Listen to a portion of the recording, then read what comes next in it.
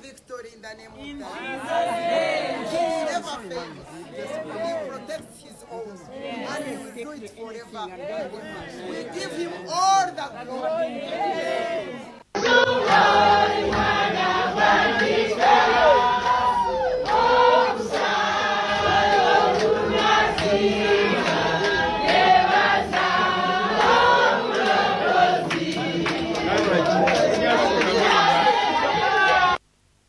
Yes, Luzira Grand One Magistrate Court egenze maaso n'okubange egalantinga bail eri omulwanyizi w'eddembe ly'abakyala n'ery'obuntu former minister Miriam Matembe era ng'ono yali asavinga mu kifo kya Ethics and Integrity amaze okubeera nga abeeringibwa bail olunaku olw'eggulu akawungeezi newankubadde babadde baakamuwa bail bamulabudde okubeera omwegendereza mu comments zagenda mu maaso n'okuteeka mu public newankubadde bamulabudde naye naye abalabudde tukimanyi bulungi nnyo tino tanyigibwa mu ttooke agenze mu maaso n'okubalabula ng'abagamba ekyo kikyali kituuza tagenda kusirika ku nsonga ziruma bannayuganda kubanga naye ziba zimunyigiramu n'abantu be ziyinza obba ye tezimukwatako naye ate alina abantu be bezikwatako kati temumusuubira kubanga agenda kubanga asirika era agenze mu maaso n'okusoomoozawo bonna bonna abadde baagala kwegamba omufiiriza n'omusanyaliriza mu nkomyo abagambye nti nno baswalidde ddala era ng'agenda mu maaso n'okulabula alabudde Muhoozi Kainerugaba Rugaba saako ne mwami Yoweri Kaguta Museveni bigambo byengenda okubeera nga nkuteera wansi gwe mukwano gwange ali eyampuliriza nnyongera okujikiza nti oli ku Yugi Update Civic sinziro bango tuwuliriza mukuliko obwakedde kansubire nti ebintu bitambudde bulungi nnyo era nga mbagaliza olunaku luno nalwo okutambula obulungi ku sayidi yammwe abali mu diaspora mbatumiddeko nnyo ntegeeza mmwe abali e Dubai, Qatar, Oman, Saudi Arabia, UK, US mwebale kubanga mutumbudde amayengo ga Yugi Update TV wabula n'ennyongera okubiriza gwagala otweyungako ntikirira wansi waliwo ekigambo subscribe kikoneko ojja kubanga osobola bulungi nnyo okutwegattako tusimbudde awo wennyini tugenda okubanga tutandikira tulabye akatambi ke tusoose nako ng'omukyalo ono ali mu kujagaza ali mu kujaguza ng'asambira amabega nga jjanzi oluvannyuma lwa kooti okusalawo ne mugalantinga bail jjukira ku makya g'olwaleero tubawadde information nga kooti egamba nti prosecutor ng'agamba nti ono talina bisaanizo era n'omulamuzi agamba talina bisaanizo bigenda maaso nakubanga aweebwa bail n'olwekyo asindikibwe Luzira paka ng'ennaku z'omwezi 3 n'oluvannyuma kooti ezzeemu n'ekitunulamu kakati magistrate court ey'e Luzira emaze okubanga egrantinga Dr. Miriam Matembe bail era kooti esazizzaamu era ebigaanyi ebyayisiddwa ne states arguments nga estate egamba yabadde tannaba kubanga afikisinga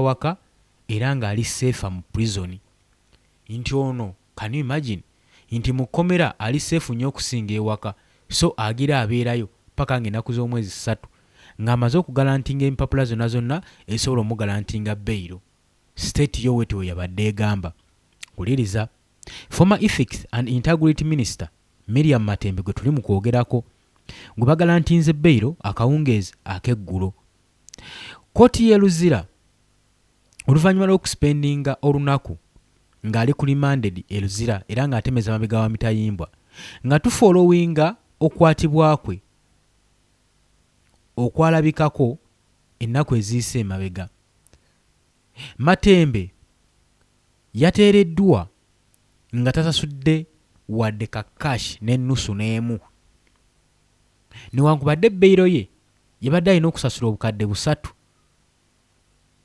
kyokka ate abalabe yakwatibwa nabo badde balina okubanga basasula obukadde 2 naye ku nani cash kooti wetwe yakitaddewo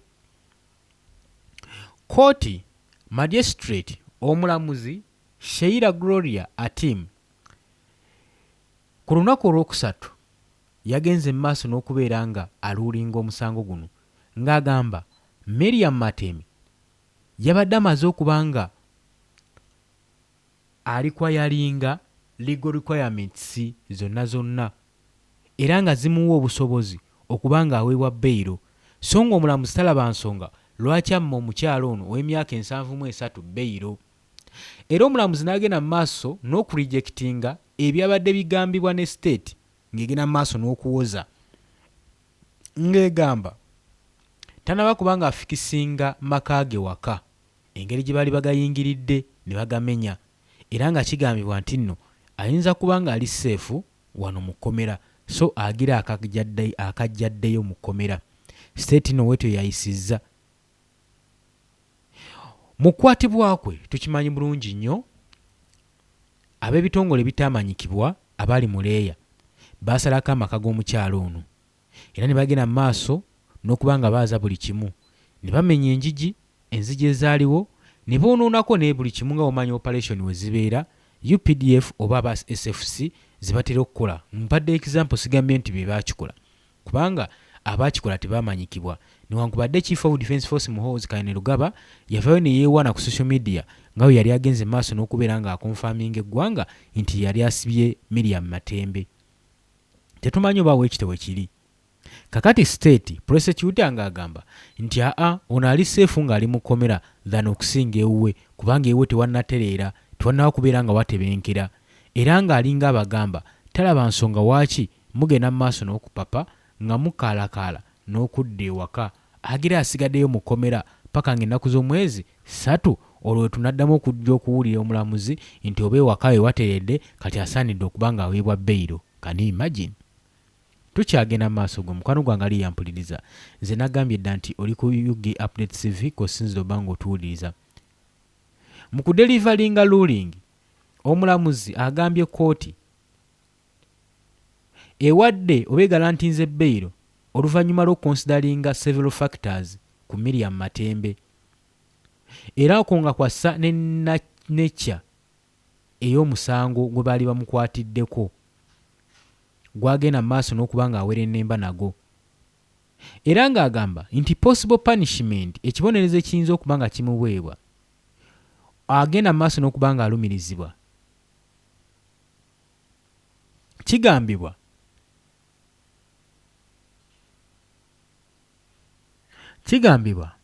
nti okusinziira mu maka ge ebyagenda mu maaso omuwawaabirwa yali agenda mu maaso n'okuintafiyalinga n'obujulizi era ng'omulamuzi agamba nti prosecutor agenze mu maaso n'okuintafiyalinga n'obujulizi obulumika Miriam Matembe ku musango gwe yali agenze mu maaso n'okuba nga akola era application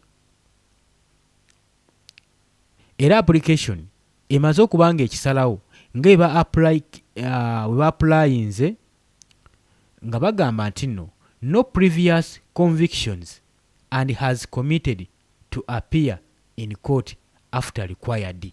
Nti tewali muntu yenna akkirizibwa kuddamu kulabika mu kkooti oluvannyuma lw'okuba nga amaze okutuukiriza ebisaanyizo ebimuweebwa mu kkooti ebyo ebimuwa omwaganya mu kkooti okuweebwa beyiro.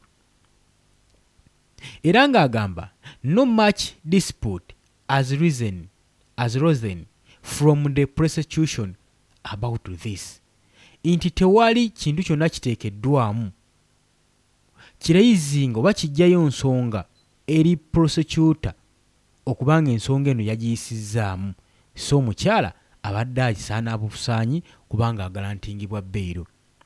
Kooti egamba nti esazaamu ebya prosecutor byagenda maaso n'okugamba ku Dr. Miriam Matembe nti yabadde alaakinga okufikisinga amaka ge ewaka gy'agenda kubanga yali amaze okuba nga afeeringa ewaka we oluvannyuma lwa security operative okusalako amaka gano n'egoonoona so gaadde geetaaga okufikisingibwa nga tannaddayo. Amaka ge gali located mu Eluzira mu kibuga Kampala etukimanyi bulungi nnyo era kigambibwa ng'omulamuzi agamba obujulizi prosecution bwe yawadde Bulwokuba bwe bagenda okuraidinga amaka ge teyaliiwo era bamusanga yeekwese nti kino kiyinza obbateeka ku buzibu bumuwa beyiro okugenda mu maka ge nga tegannafikisingibwa. Omulamuzi n'agamba ye takiraba muvuunya ekyokubanga amaka ge gaasalwako ne garaidingibwa oba ye mwagenda omukwata temwamusangayo, so kino tekimummisa beyiro. Era prosecutor ye n'asalawo okusinziira ku nkola ye omulamuzi okusinziira ku nkola ye n'agalantinga omukyala Miriam Matembe n'amuwa beyiro asobole okubanga adda waka ali butaala. Era omulamuzi yasanze mu musango guno nga tewali bujulizi nga Matembe bw'ayinza okuba nga alumirizibwamu eri prosecutor, saako era prosecution yabadde teyina witness ekakasa musango gwe batadde ku Miriam Matembe. Era ng'omulamuzi agamba whether she is likely to interfere with the state witness, this is also unlikely owing to the good previous conduct and respectable nature of the accused. If such ground exists, it should have been stated with the evidence by the state. Nga mugamba nti newankubadde bwe baali bamukwata mugamba yagezaako okuintafiyalinga n'obujulizi. Era ng'agamba kino tekigenda mu maaso nakubeera nga kiwa respect eri nature y'omusango n'omuwawaabirwa. Singa bino byonna byali bituufu nga prosecutor w'ogamba, mwalibadde then mubyapulayinga mu documents mu bujulizi bwe mwateeka ku mmeeza y'omulamuzi. Naye oba temwakikola kitegeeza byonna bye mugenda mu maaso n'okukola biba bifu ku budde obwo. Oli ku UG Update Civic osinzira oba ng'otuwuliriza tukyagenda mu maaso. Era ng'omulamuzi agamba abamu ku abaleeteddwa mu kkooti okulumiza Miriam Matembe naye baakikakaza nga bagamba nti no tekyabaddemu na makulu kuzza mukyalo ono Miriam Matembe ate mu kkooti oluvannyuma lw'obujulizi ogenda maaso n'okuba nga bwabadde bumaze okubwamu ebituli. Kitegeeza ki? Omusango Miriam Matembe yayinza okuba nga yaguwuuse buva era omulamuzi n'alaba nga omukyalo ono asaanidde okubeera nga agalantingibwa ki beyiro. Tukyagenda mu maaso. Era ng'agamba nakakasizza era n'entangaazibwa eri abo abaleeteddwa abana abo bazze nga bakakasa okubeera nga bakikakasa nti kyabadde tekyetaagisa era ne bafikisinga ekifo era nga bagamba nti ekifo kino kisobola okubeera nga kitracingibwa era kyabadde kisoboka okuba nga kitracingibwa ne ba high officers era nga bagamba bakigyeko kopi era balooya abamu abategedde ensonga zaabwe n'omulimu gwabwe kino bakitaddemu omwagaanya. Kooti newankubadde egenda maaso n'okulabula Matembe okubanga agenda maaso n'okukola similar statements ezamuleeteddwa okubanga bamukyajinga omusango mu kkooti nti agende maaso n'okubanga azeewala. Era oluvannyuma lw'okugalantinga beyiro kigambibwa omuwawaabirwa yabadde agenda maaso n'okubeera nga agayidingibwa okwewala okuddamu comments zezimu gye bagenda maaso n'okucomplainingako nti ze zamutadde ku charge zino azeewale yeewala ocommissioninga comments zezimu ezigwa mu offenses mu yeemu esobola okubeera nga emusibya. Era bamugamba yeewale nnyo ebikola ne comments naddala mu kaseera kano ng'ali ku beyiro. Omulamuzi watu wamugamba era yagenze maaso n'omuadvisinga former minister ng'amugamba nti weewale akiti yonna eyinza okuafekitinga keesi eno ng'okyali ku beyiro paka nga beyiro eno emaze okubeera nga ekansolingibwa. Era wenjogerera Miriam Matembe agenda maaso n'okufeesinga omusango gw'okubanga kwegamba alaga obusosoze bakiyise secretarianism, okusosola. Bakiyita kusosola. Yes, ndowooza kusosola mu kibiina ekimu eky'abakyala. Mu statement gye yavaayo n'akola gye bamulumiriza tiyagenda maaso n'okugamba nti ssente za Uganda ez'omubi w'omusolo zisinze kumalibwa abakyala abo abanyankole ba ministers. So gwe musango gw'abadde agenda maaso n'okuwera ennemba nagwo omukyala ono Miriam Matembe. Era nga kigamba bwe yali akola interview ku TVM yakola remarks ezagenda maaso n'okuclaiminga nti zaateekawo ekifaananyi ekibi eri abanyankole abakyala ndala ba ministers, nga bagamba statement zakola. State egamba yali egenda maaso n'okupromotinga austerity eri abanyankole nga community yaabwe. Naye bino byonna newankubadde byayogeddwa, omukyala Miriam Matembe ye naye teyakoze ensobi, yagenze maaso n'okuba nga abyegaana. Jjukira nti nno looya bwe yabadde akimanyi nti nno bano bamusibako matu ga mbuzi kumuliisango. Okukwatibwa kwe twakutegeera bulungi nnyo. Yali agenze kujoogingamu, abazigu bamukwata mundu we baasalibwako, naye nga tebalina wadde yunifoomu gye balimu, baali mu leeya. Era they were not identified oba be baani oba ba UPDF ba SFC. N'oluvannyuma yanoonyezebwako nnaku nga 2 Miriam Matembe ono okuva radio yaliwo mu maka ge nga takubikako kya mulubaale nga talabikako.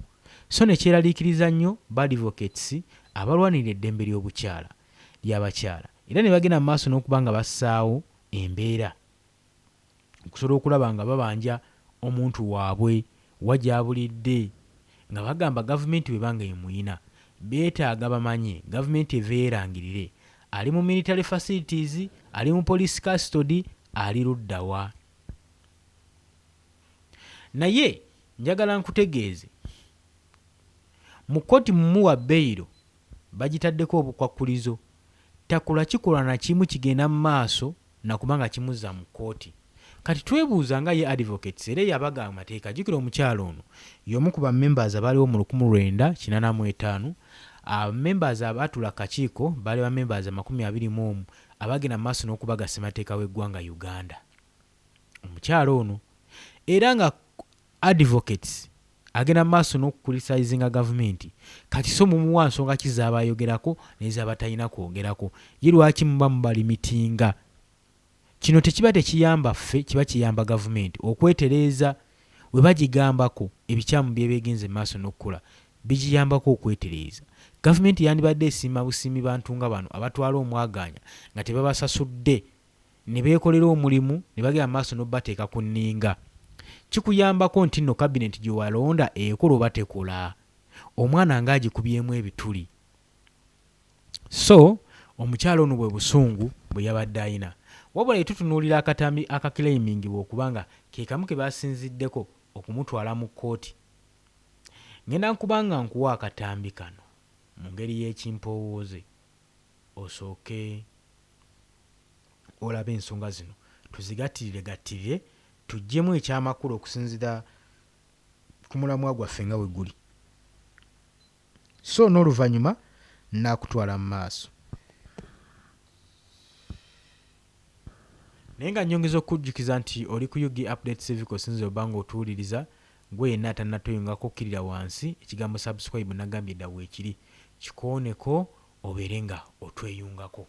Kakati njagala owulirize akatambi k'omukyalo ono n'oluvannyuma tujja kweyongerayo. Wabula nga sinnakutwala mu katambi ako, enkwata gye baakwatamu omukyalo ono yali yakumutyoboola. Omukyala abamu ku baali ono yandibadde mukyala wa byafaayo. Abaasigalawo batono, abo kwabo baabaga amateeka gano abaasigalawo batono.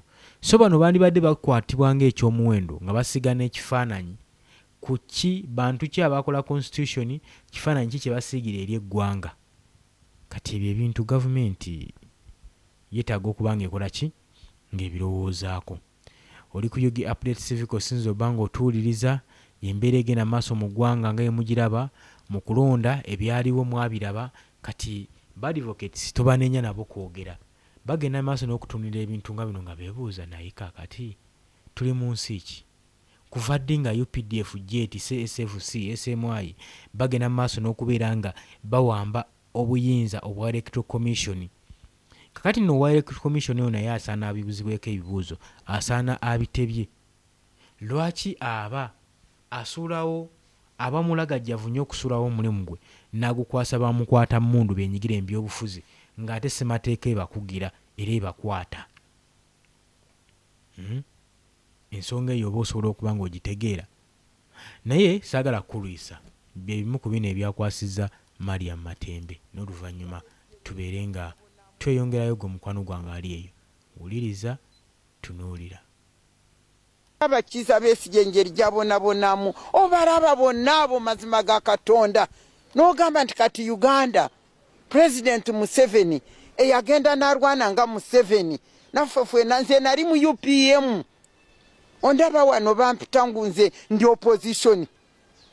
Bwe ndaba bano abantu bonna bagamba Matembe opposition Matembe citizen wa Uganda ayagala nnyo Uganda. Na yali mu opposition opposing wickedness, opposing wrong, opposing bribery, opposing byonna ebyo bye biri mu nsi muno bye mulaba byonna nze byopposing yo opposition gyendumu.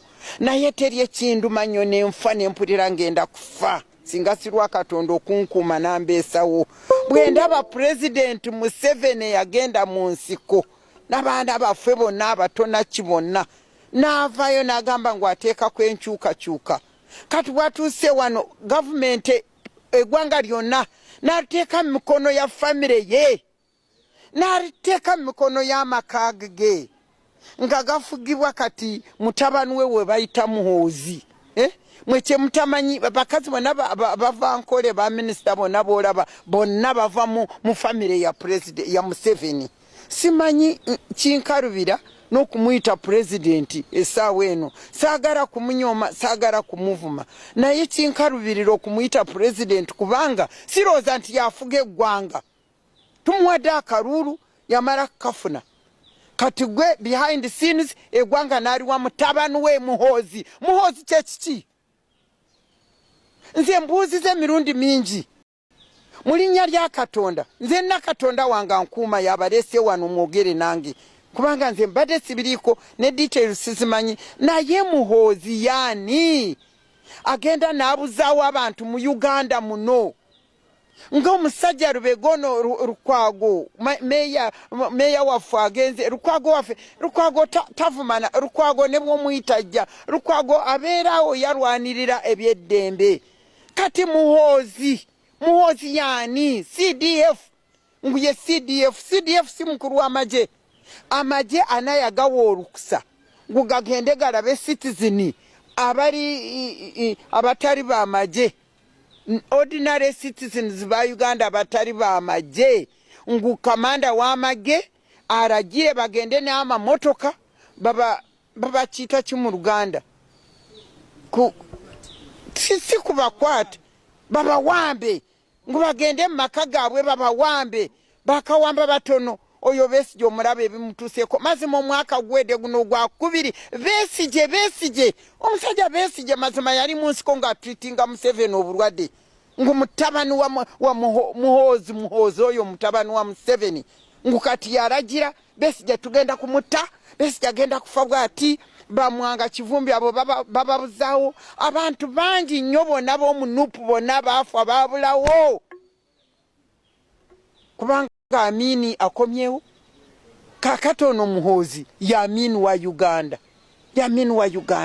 Abantu we boogera kati nga nze ndaba bwe njogera ate temutya mugende mbiteekeyo. Bw'oba amanyi nti eyantonda mu nsi muno ajje wano ankwate nga bw'akwata bano bonna baakwata alabe Katonda wange ekyanamukola.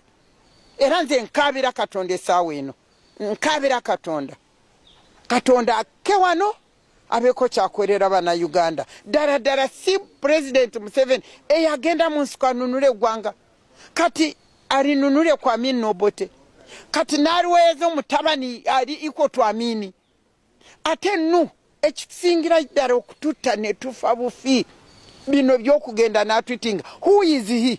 Mpozi yagamba kyeyo gy'ateeka bantu baffe ngu basement ngu bali ku basement kati basement Muhoozi yali ayezimbidde ennyumba ye munsi muno njagala kubuuza Muhoozi sente zonna oba ine nyumba sente za emisolo gyaffe oba yawasa n'abakazi omukazi na bano bamalaya bonna bagenda nabo ezo sente zaffe n'obwa CDF ezo sente zaffe emisolo gyaffe ddi bwe yali akuze bwe yali akoze n'akola omulimo naye bakiyita ki naye nastrivinga n'akola ki ng'abantu bonna ba youth b'omu Uganda muno ababonaabona abamuyita bino na bino ne bakola otulimu twabo yagira ddala ku red carpet najja ku red carpet ya taata we n'ayingira n'afuna buli kimu kyonna kyafune n'alwoka n'agamba nze mbatwala mu basement yange basement yana ayagimuzimbira basement agimuzimbira yani Muhoozi namulabye bya tweeting amazima ga Katonda ku Lukwago our former dignified mayor ngamugamba nti kati yakafuka emirundi 3 mu basement yes stupid mwe ba pastor mwe nabali yabalimba mubuulira ki njiri gye mbuulira mu nsi muno mbuulira ki tukuma kati Yesu bw'arana natuuka wano ekibagana kuvaayo mwena nze nkuba omulanga ba pastors mwena muveeyo kubanga ezo sente ze babagula ago amamotoka ge babalimbalimba nago ebyo byonna mulibireka wano mwina okugenda kuweereza Katonda accountability n'olwekyo muveeyo namwe aba Uganda Church of Uganda muveeyo mwena aba Pentecostal muveeyo banange mwe abantu aba Katonda abatatya abantu abatya Katonda yeka muveeyo tuvumirire ebintu bino muveeyo mukola arrangement mugende meeting President Museveni mugende mu meeting mugamba tujjeko mutabani we kubanga mutabani we ayinza kukolera bino ngwaliyo anti bamu preparing bamuyiya kyovora bane Anita Mongo bamukola bye bamukola not that mpajira okubba si wagira bwa corruption neba yalitabba nabo yayetoroora ng'anoonya obululu ezo sente zonna tebazibba bonna bali bazibye byonna nayetoroona nabbo obululu n'abana Uganda Katonda abawa amaso temulaba nomulyawo Anite Muhoozi alwanyisa corruption agirwanisa bonna babadde bonna nomanyi lwaki bamukwata ne bamukola bye bamukola ne bamuswaza kubanga pulaani yaabwe gye babaddeko baagala kukyusa amateeka mu Uganda bagire ngu palamenti yebeeronda memba wa president kati bategese Muhoozi we baagala kulonda naye bagenda kulaba Anita Mongo power gyayina watuuse bwe babikyusa Anita Mongo ajja kwesimba na Muhoozi amusinge bwe bakiraba abana Uganda batakalaba kintu ekyo kakati kwe kujja kwa Anite bamukole byonna bye bamukola byonna ebyo ng'abona sigambye nti teyatwala sente bakinaye abazitute batono bo bonyini bonna bwe bazirya bonna bwe batubba bonna nga bubenkana naye bagenze kulaba oyo Anite bwasigalawo ajja kutwatinga strategy yaabwe gye balina kuteeka mu mutabani waabwe naye nze abanya-Uganda bonna bensinkana bangamba kyawedde dda tekinagwa mu linnya lya Yesu ono Katonda wange owonzikiriza eno strategy ey'okugamba nti Muhoozi ajja akufuga Uganda bamutegeka atufuge nga bw'atandise bw'ati nkigaana nkisaza mu linnya lya Katonda mu ly'Omwana n'Omwoyo Omutukuvu babiyiye tebijja kukola Mukama wange ajja kubisaasaanya ajja kubitwatinga kubanga gw'okiraba Mukama akozesa Muhoozi byakola ngwagule abana Uganda maaso muguka amaaso mulekere ogamba kiwedde namulaba ngwagamba nti bonna banayogera banandaba ajalinye wano ewange walabyewo fensi teri fensi eriwo naye alinyewo arabe bamaleka bange bwe bajje kye banamukola kati bwayogera abantu bonna bagenda ne baba ng'obubwa bundamye wansi n'abakulu bonna ne judiciary ne poliisi nze sinaraba mpozi kubanga simanyi kusoma social media sinaraba apart from law society njagala kwebaza law society njagala kukubira omulanga abakazi beyitibwa women's movement mutabani wa Museveni nafuuka nga Katonda for what ngu in fact ye Lukwago yakafuka simanye emirundi mmeka ali awo agamba ayogera byayogera teryamukwata teryamusiba eggwanga lyonna litidde ekyo President Museveni kyotukoze eyo ligase gyoyagala kuleka behind. Nzijukira mu mwaka gw'2023 nze ne muntu bwe twali Kyankwanzi Mugisha muntu bwe twakubuulira nti President Museveni ebyokujjako term limit biveeko, muntu n'akugamba nti taata jukira ligaseyo nti muve ku ligase yange nze njifaako. Kati njagala kubuuza President Museveni, my dear brother whom I embraced with all my heart, whom I loved with all my heart, whom I worked for with all my heart and worked for this nation with all my heart and energy and everything, njagala kubuuza ligase ekijoleka emabega efaanana eti y'okutwanda ingova ku mutabani wa talina na bwenje. Obwenje mbuyita ki mu Luganda? Talina wisdom. Omuntu alina wisdom tayinza kukola ebintu ng'ebyo. Kati nze mbuuza, kati ekyo nkimaze. Njagala President Museveni vaayo okola accountability. Toyinza kutuwa mu mikono gya mutabani gw'eggwanga lya Uganda si liryo. N'abaministers bonna boolaba bakazi abanyankole bonna, mukazi we, mulumuna w'omukazi we, muwala w'omukazi we, muwala wakute wananka wasali musale, muwala mashiki bali eyo, 5 women bali eyo eka ya Museveni.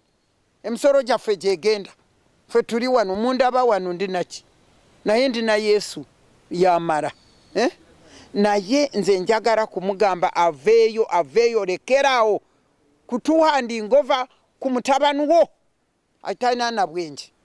Singa abadde alina obwenje yandibadde akola ebituufu.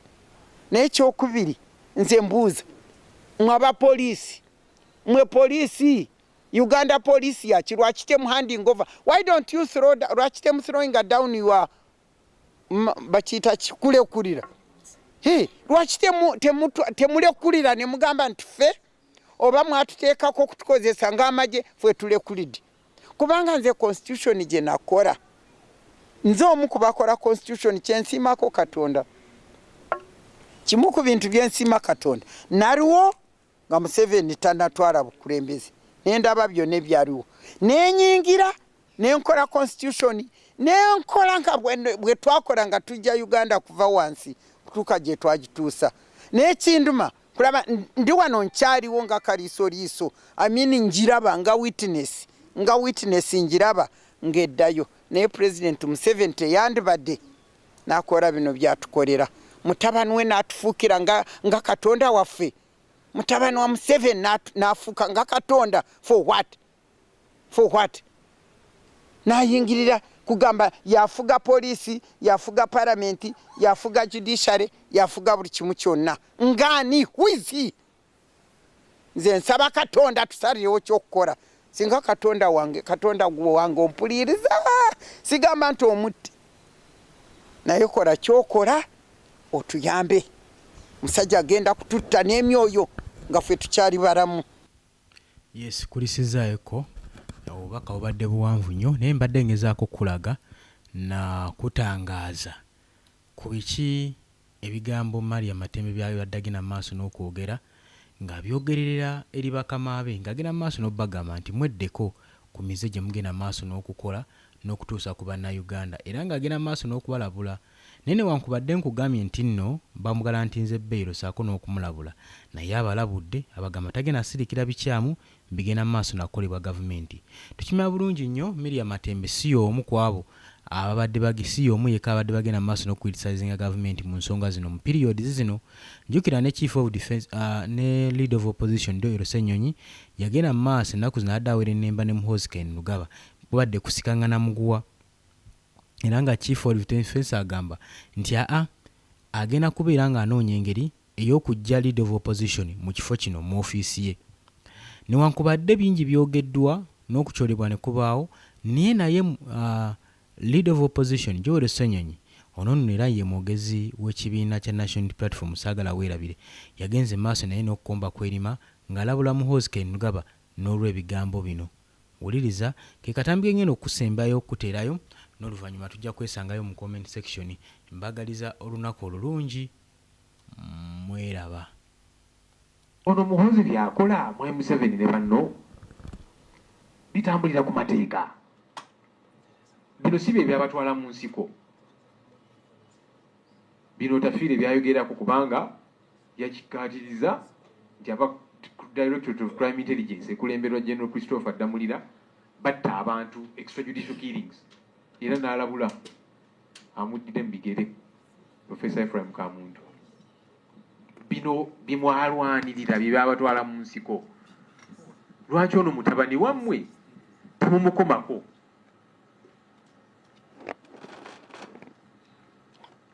Obumenyi bw'amateeka tebukosa ffeffeka abali mu opposition.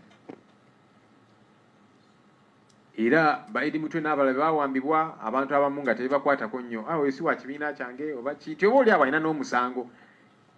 Naye kati buli omu atandise okukiraba nti nedda buno obumenyi bw'amateeka. Kaakati bannamawulire nabo bakubibwa. Abakulembeze b'amadiini nabo bawambibwa. Mujjukira Father Sekabiro w'e Masaka ne baamuwamba. Tewali ali safe.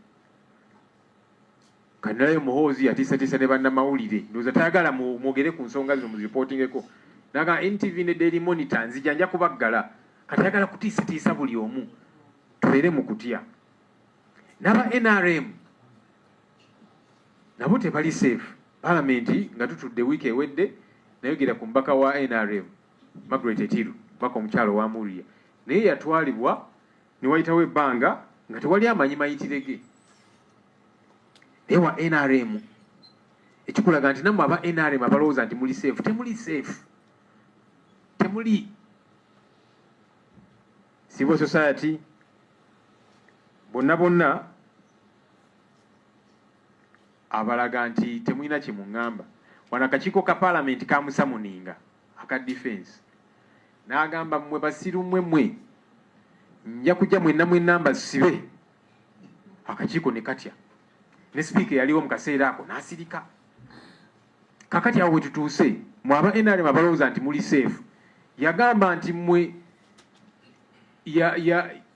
n'abayisaamu awo eggaali n'abavumaavuma ng'anyiize. Kakati mmwe kyekiro balowoozesa nti mmwe tayinza kubawamba nga munyiiziza. Mulowooza bino biri ku ffeffekka aba opposition. So ebintu bino bigenda mu maaso mu bumenyi bw'amateeka. Of course ba Eddie Mutwe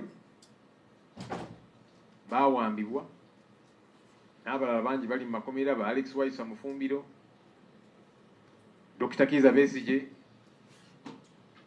bakya mulanga kubanga gavumenti eno tajagala. Sam Mugumya naye yawambibwa ne kaakano taleetebwanga mu kooti amayitirege tegamanyikiddwa. Waliwo omwami omulala bamuyita Amos Lwangomani. Ono alina oluganda ku General Kahindo Tafiire. Ono naye yawambibwa emyezi egiwerera ddala giyise.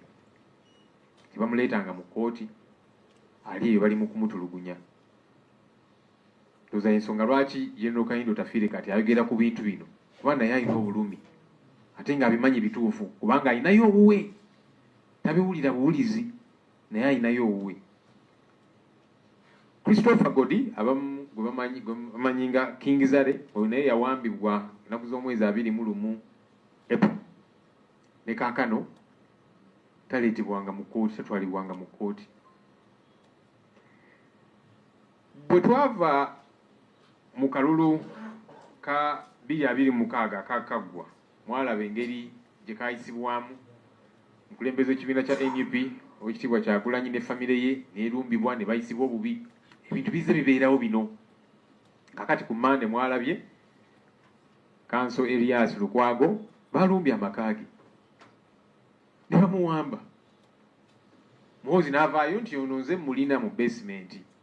Abamu ne bagamba nedda byakusaaga n'abalaga ebifaananyi. Embeera eno tetulina kugikkiriza kusigala ng'etambula bweti kubanga enkya tetumanyi ani gwagenda kukima. Muhoozi akola effujjo erya buli kika. Alinga omwana omanyi abaana b'abagagga batera okubeera n'effujjo. Kale bw'omuwa ku buyinza oba oli awo bw'atasobola ne kiyitirira. Kati ne Muhoozi bw'ati bw'ali mu kweyisa. Ate nga ffenna ensonga eno erina okutukwatako. Mwai Museveni yagamba nti kino ekisanja kya Buteebaka, kisanja no sleep. Era n'agamba nti abakulembeze ababba ssente y'omuwomusolo, abakulembeze abatafa ku bantu ajja kubasiba. Sebo Mwai Museveni ono mutabani wo abantu avudde ne ku ky'okuba nti tabafaako, abatulugunya, abatta, ye kennyini akikkiriza. Yagamba nti yatusa 22 basapota aba NUP n'abalala tujja. Ono ogenda mukolako ddi bw'oba ogamba nti eno kisanja no sleep. Twagala bumenyi bw'amateeka babba ssente y'omuwomusolo. Waliwo obumenyi bw'amateeka obusinga okutwala obulamu bw'abantu. Kubanga bobba ssente zaabwe zirina okuzimba amalwaliro naki ekyo kikyamu era balina okuvunaanibwa. Naye kaakati ono ye abattabusi tatutte ssente zaabwe zirina kuzimba amalwaliro, nguudo naki, bw'abawamba n'abatulugunya n'akola effujjo erya buli kika. Ono mutabani wo yali waggulu w'amateeka. Ebitongole nga Uganda Human Rights Commission of course bisirise ku nsonga zino, oba oliawo nabyo biri mu kutya. Muhoozi bwe yawamba Edi Mutwe, aba Uganda Human Rights Commission ne bawandika ebbaluwa, twabalemerako nnyo. Tubawandikira ebbaluwa naki ne bawandika ebbaluwa ne bamugamba amute ate Edi Mutwe n'abagamba mwenno saagala kummanyiira nammwe nja kubakima, ne batya kati baabivaako. Ekyo kitongole ekiri mu ssemateeka yaffe. Tulabye